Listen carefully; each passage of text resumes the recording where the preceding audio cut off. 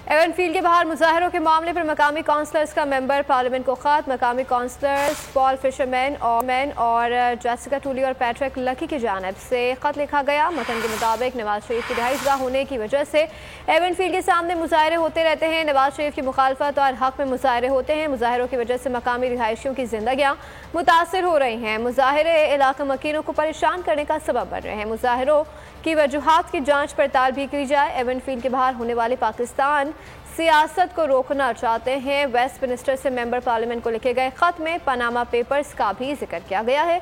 खत में लंदन की जायदादों और नवाज शरीफ में लिंक से मुतालिक रिपोर्ट का जिक्र किया गया है।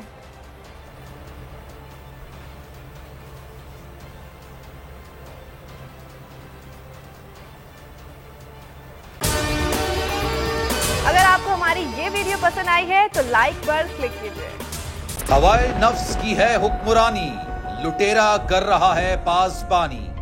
बोल न्यूज के मार्केटिंग हेड आकाश राम ताहा लापता, तफ्तीशी इदारे जवाब देने से कासिर। अहले खाना परेशान, बेटे की जुदाई में माँ गम से निढाल। जो बच्चो हिंदू पर आए थे जो पाकिस्तानी, मुझे मेहरबानी करे पंहिंजो आकाश वापस कयो।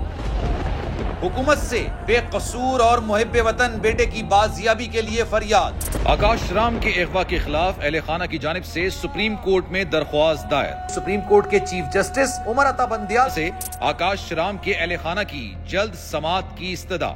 मुश्किल की इस घड़ी में आलमी मीडिया ने भी उठाई आवाज। CNN, आज तक, इंडिया टुडे, टाइम्स नाउ समेत आलमी मीडिया ने आकाश राम के अगवा के खिलाफ दिया बोल का साथ। उफ क्या जुल्म है, बोल इंसाफ का मुंतजिर। सब्सक्राइब करें और बेल दबाएं ताकि कोई खबर रह न जाए।